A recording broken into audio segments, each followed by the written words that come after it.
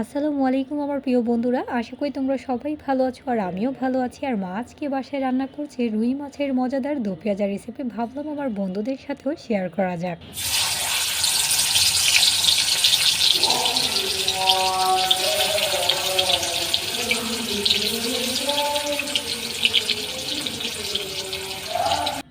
আর মা এখানে রুই মাছের দো পেঁয়াজাটা রান্না করার জন্য রুই মাছগুলো মরিচ, হলুদ, লবণ আর রসুন বাটা দিয়ে ভালো করে মেখে মুচমুচে করে ভেজে নিচ্ছে। আর এখানে হচ্ছে আমি আমার ছোটো বারান্দা বাগানের জন্য এই সুন্দর ফুলের গাছটা নিয়ে এসেছি, অথচ যেটার আমি নামই জানি না। তোমরা কিন্তু অবশ্যই জানলে কমেন্টে জানাবে আমার বন্ধুরা।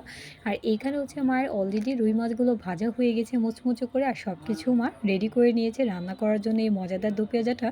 মায়ের হাতে এতটাই দারুণ লাগে যে আমার বন্ধুদের সাথে শেয়ার করে ফেললাম। আশা করি আমার বন্ধুদের কাছে আমার মায়ের হাতে এই দো পেঁয়াজা রেসিপিটা ভালো লাগবে। আর মা এখানে সাথে ফ্রাই প্যানে সয়াবিন তেল আর ভাজা মাছের তেলগুলো দিয়ে দিল।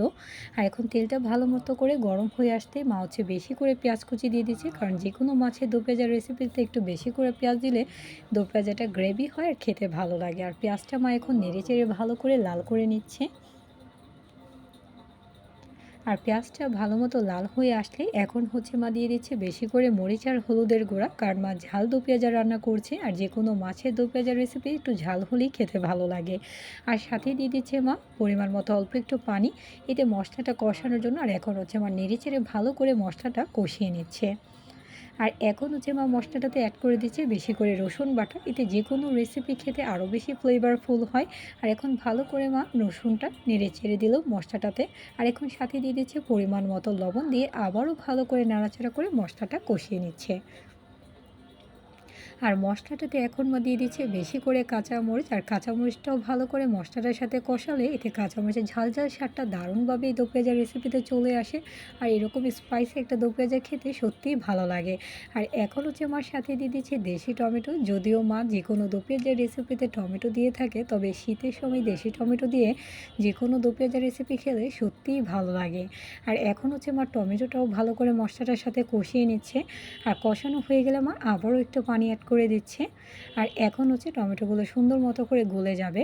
আর ভালো করে হচ্ছে নাড়াচাড়া করে নিচ্ছে। দারুণ কিন্তু ফ্লেভার আসছে বন্ধুরা। অবশ্যই একবার হলো আমার মায়ের মতো করে এরকম দো পেঁয়াজা রেসিপি বাসায় ট্রাই করবে, আশা করি ভালো লাগবে। আর এখন হচ্ছে মা মাছগুলো ছেড়ে দিচ্ছে, ভাজা মাছগুলো। আর এখন হচ্ছে উপর দিক দিয়ে মাছ ছড়িয়ে দিচ্ছে টাটকা টাটকা ধনে পাতা। যে কোনো মাছের দো পেঁয়াজা রেসিপিতে একটু বেশি করে ধনে পাতা দিলে এটার ফ্লেভার আরও দ্বিগুণ বেড়ে যায় আর খেতে কিন্তু অসাধারণ লাগে। আশা করি আমার বন্ধুদের কাছে এটা ভালো লেগেছে। তোমাদের কাছে অবশ্যই কিন্তু লাইক কমেন্ট শেয়ার করতে ভুলবে না। যারা যারা আমাকে সাপোর্ট করেছো অসংখ্য ধন্যবাদ। যারা এখনও সাপোর্ট করেনি, সাপোর্ট করে ফেলো আমার নিত্য নতুন ভিডিও দেখার।